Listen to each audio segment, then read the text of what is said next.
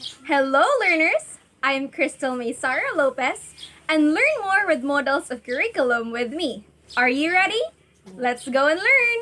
Eisner's educational connoisseurship model is proposed by no other than Elliot Wayne Eisner. But before we get deeper of the model, let's find out who is Elliot Eisner. Meet Elliot Eisner, born in Chicago on March 10, 1933, and died on January 10, 2014. He was a professor of art and education at Stanford Graduate School of Education, one of the best well-known curriculum theorists of modern times. He was particularly known for his works in arts education, curriculum studies, and educational evaluation. He maintained that the arts were critical to developing skills in young students, and the arts' position in school curriculum symbolizes to the young what adults believe is important. Eisner is known for this maxim: the arts teach children that problem can have more than one solution, and that question can have more than one answer. Eisner's educational connoisseurship model is an approach to evaluation emphasized to qualitative appreciation. According to Eisner, it is important to get into details of what is actually happening inside the classroom. Eisner developed and proposed the connoisseurship model on the belief that knowledgeable or expert evaluator can determine whether a particular curriculum program has been successful using a combination of skills and experience.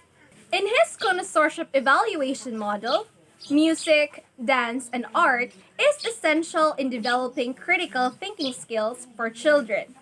Here goes the connoisseurship and criticism. First, connoisseurship comes from the Latin word cognoscere, that means to know, or it involves ability to see and not merely to look. It comprises recognizing and appreciating through perceptual memory, as connoisseurship is the art of appreciation. Next is criticism. Criticism is the art of disclosing qualities of an entity that connoisseurship perceive.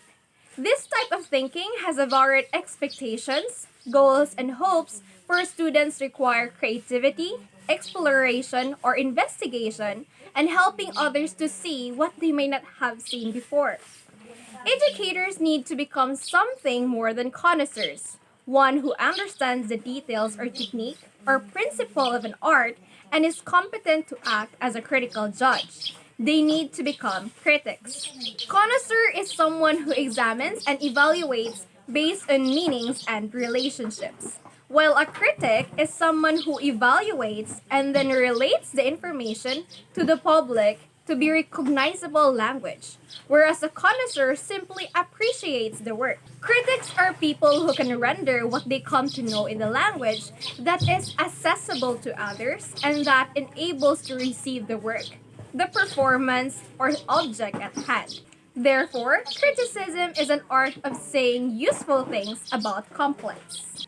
Eisner specifically explored how the arts could influence and support students' cognitive development, as well as how curriculum design could support a learning outside of traditional instructional and assessment methods.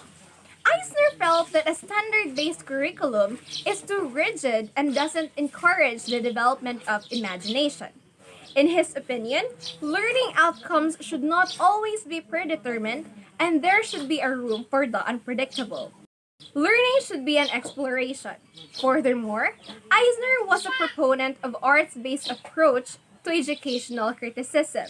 He believed that educational critics should evaluate curriculum the same way art critics analyze art. From this arts-based approach came his idea of educational connoisseurship. Eisner defined connoisseurship as the art of perceiving qualities within objects, settings, or events that set them apart from all others. One developed this skill of perception over time and framed within an understanding of social science theory and educational history. But how does this translate into instructional strategies in a modern day classroom environment? Educators can become critics of the art the students create, evaluating for understanding as well as aesthetic of the product. Now let's proceed with a three aspect of criticism. Eisner's criticism is essentially the process of enabling others to see the qualities of something. As Eisner said, effective criticism functions as the midwife to perception. It helps come into being and then later refines it and helps it to become more acute. In an education context, this relates to collective values, experiences, stories, and embodied histories of the entire profession. It is our sharing of knowledge. It consists of three dimensions, like I said. The first one is descriptive aspect. It is the attempt to characterize and portray the relevant qualities of educational life. First element in Eisner's criticism model of evaluation is the first step that an art critic would take in evaluating work, describe the current state as Eisner has explained. This should be sharp in descriptive detail, like in art criticism, language and figurative speech are used as emphasis while describing the aesthetic dimension of the program. During this process, an evaluator may look at elements such as the number and the type of questions in the class, the discussion time and the impression of class, and the students within all of these create a general aesthetic of what the program looks and feels like. Second, the interpretative aspect uses ideas from social science to explore meanings, to develop alternative explanation, to enlighten the rules and the regularities. This portion of the evaluation where the evaluator takes their description and attempts to understand the meaning and deeper significance of the program as a whole. In this phase, the evaluator is drawing on multiple theories of knowing various viewpoints in a variety of models to interpret the activities in an educational environment.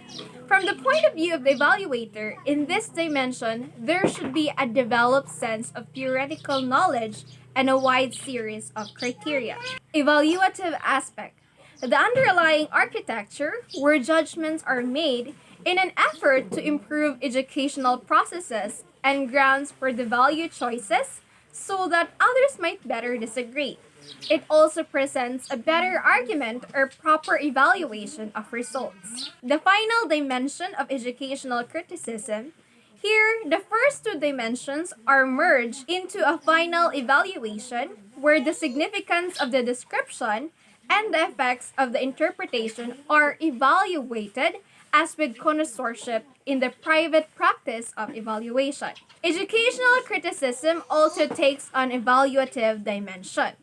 During this stage, an educational criteria is necessary to judge the experience. This is also where the expertise of connoisseur becomes essential and either as an opinion to the process. Through these three steps of a qualitative evaluation can produce an evaluation that encompasses and embodies a large spectrum of possibilities and interpretations from diverse perspectives. Eisner believed that arts are important in students' learning. Eisner, as an art expert, believed that some concept of connoisseurship used in art could also work in an educational evaluation by emphasizing that teaching requires artistic skills. He stated that education is a cultural art and this is a process differing from individual to individual. Connoisseurship model does not base its evaluation on test score, as Eisner believed that it is not a true reflection of the student's acquired knowledge. Not doing well in a structured test does not mean that the student is a failure. The student may be gifted in other areas like music, dance, or theater. In Eisner's view, learning is individualistic. Children must be exposed to such three factors like music, dance, and theater in order to develop critical thinking skills. Eisner believed that the curriculum should be evaluated like arts through appreciation and criticism. He believed that addressing the educational crisis should be qualitative in nature rather than quantitative. What this means is that knowledge evaluation should come from conversation, appreciation, and expertise in a subject matter, not solely on the grades of the student.